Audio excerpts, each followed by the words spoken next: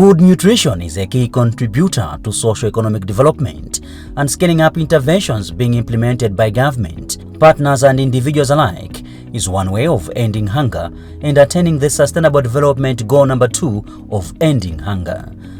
This is the story of YICOD, a local organization dedicated to implementing life-changing interventions in nutrition.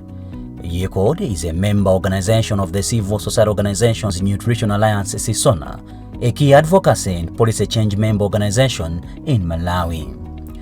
The process of documenting nutrition best practices involves learning with different partners and stakeholders, working with YICOD in implementing this project. As the DNCC, we have done so many activities in collaboration with YICOD. Some of the activities are cooking demonstrations, procurement and the distribution of food seedlings and the seeds for backyard gardens, and also they have trained the care group structures in the community, which are the NCCs, the VNCCs, the promoters and the cluster leaders. They have also procured and distributed the small stocks, more especially the chickens, to the beneficiaries. Having the project in the TA is something else which improves nutrition in all forms. As YICOD is working in TA Kachere, we have seen so many things that have been changed, and at the same time we have seen now the care group structures being motivated and working and also helping us to improve the nutritional status of the district. The main focus area of the project was the area of traditional authority Kachere. Chero zao nkulimbikitsa majedo abwino. Polimbikitsa majedo abwino sanangonera kuti anthu azipeza zakudya zomwe angapezere, koma apite azipezere okha kwapatsa mbande, njere ndi zina zotero zoti atha kumakadza madimba mwawo ndikumakolola kuti mwina zinthu zopatsa thanzi zothandiza miyoyo yawo azithaso kuzipangiroka. Zimathandizira kuona kuti chakudya chomwe ukudya iwe nthawi zambiri ukachipanga wekha umakhala nacho chikhulupiriro. Ndiye ifeyo ngati atsogoleri akudera kuno tachilandira chitukuko chimenechi kuti mabanja athu atukuke. Akuyang'ana zambiri, akuyang'ana somaka amayi oyamwitsa, amayi amene ali oyembekezera. Ntchito zambiri zimene atazikhala pansi aziunika nkuona kuti izizi ndizosowekera zakumudzi anazikapo. Kwa ife ngati atsogoleri tikuthokoza chifukwa ngati atsogoleri chimativuta ana kamadoladwala mwachitsanzo ndi kuti ntchito zimayima. Takhala tikupanga training ma structures amene timapanga nawo nkhani za nutrition, ngati ma promoters, ma care groups, ma VNCC, NCC, pamene waphunzitsidwa tili pa nkhani za nutrition. Tipo pa nkhani ya nutrition ipo taphunzitsanso ma champions, ma male champions ku community, ku VDC ya Fosa as well as ku VDC ya Kachere. Sinasire pombo tunaona so kuti mwina achinyamataso ngofuna wena za nkhani za nutrition azizisata, tinapitaso masukulu awiri. Ku VDC ya Fosa ku primary school imene yamati Ntenje tinakuphunzitsa ma male champions imene koko.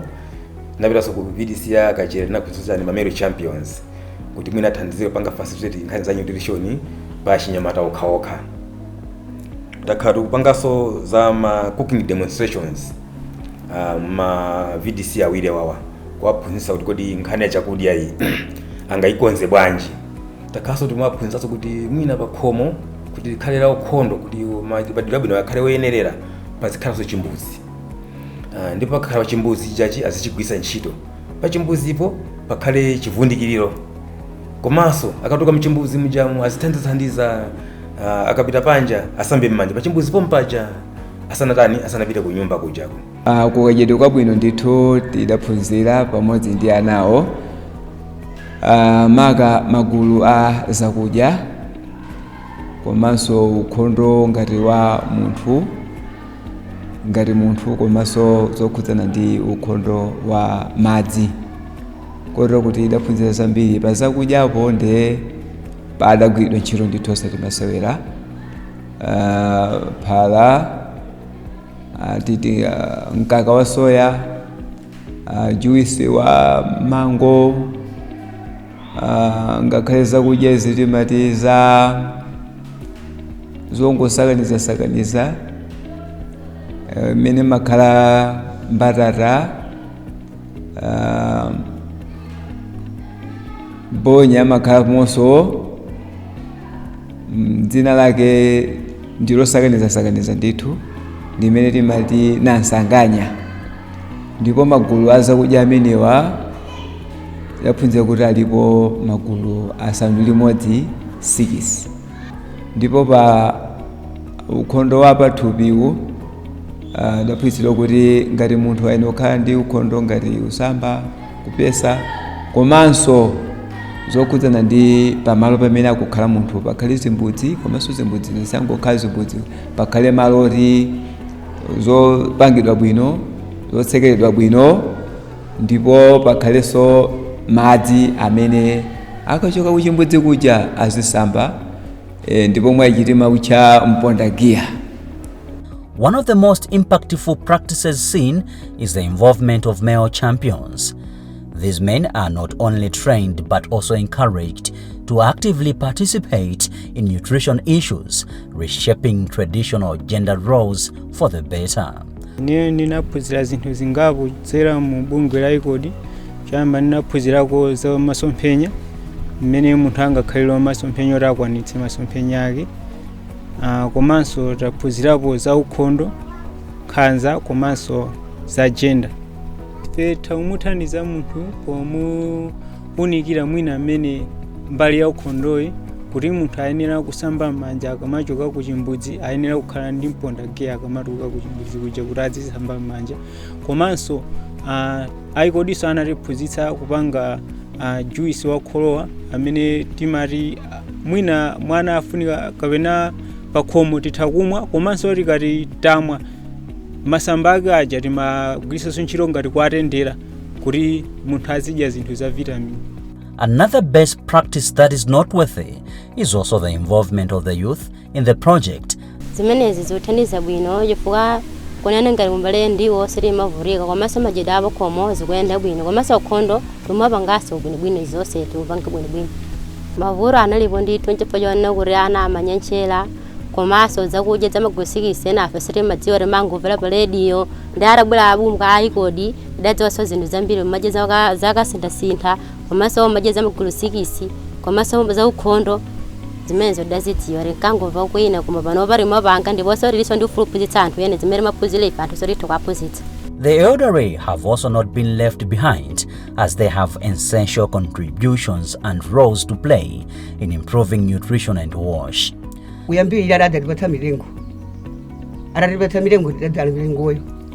Nditadzala milengo kenaka tidadzonali tiyeni tipite kumaphunziro. Tidapita kumaphunziro tidakuona akatigayira mbewu kumene kuja. Alali ensata pangeti madimba. Ndine ndapanga dimbalo ndapanga oseliko. Titamadya mmene muja adaona tifunda konzala lukulu kumeneko ndiwo ogula amagula ndithu ndimatembenuzaso pamenepo ogulitsa nkagulitsa kogulika ntimazira mafuta ake ophikira romaro nditidaona kuti ubwino wake ndi umenewo. Ndipo ine ndikuthokoza ngati bungwe la YICOD chifukwa samatikuwerengera kuti ndife wanthu amangu tipondereza. Ndipo tatilengango ngati YICOD kuti tikhale nawo mungulu. Ndipo ine ndinosangalala ngati pakhumanga pano chifukwa ndaphunzira za ukhondo. Zimene tindinkara sindinkaphunzira. Chitandala tidalibe tinkankhala chimidzimidzi koma pano tatiphunzitsa chitandala kutsuka timbale tako oponya tingakhale titatu. Inkhuri yorera tinyala chingo choyanika tofa tinkangwanika paliponse. Chimbudzi kuika chowapfundikirira uchokotoire kupita posamba mmanja kuthamangira mkichini ukaphika. Ndipo zimenezo ndikuthokozeni YICOD kuti YICOD ngabunuka basi tifesera kana muntyani mungulu. Through interactions with YICOD, we learn how pivotal the community's acceptance has been to the health of the project. Our organization is implementing a project titled Improving Nutrition and Health of Women through Integrated Food Security and WASH. So this is a pilot project supported by BMZ through World Hunger Healthy in collaboration with Titose Foundation and CSONA.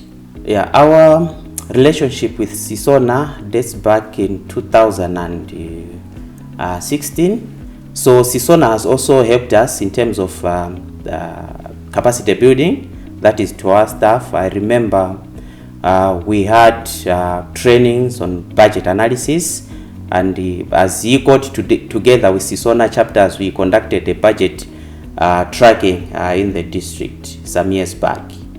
Implemented the interventions like promotion of backyard gardens, integrated the household farming. We also in this project distributed the chickens, but also we are promoting hygiene and the sanitation practices. Basically, the reception has been very good. There's been a very good adoption of the interventions that we have promoted. For instance, the backyard gardens. You find that out of all the targeted beneficiaries, each and every beneficiary has had a backyard garden. But also in terms of hygiene practices, you find that almost everyone of those beneficiaries we are targeting, they have toilets with washing facilities, as well as some drop-hole covers.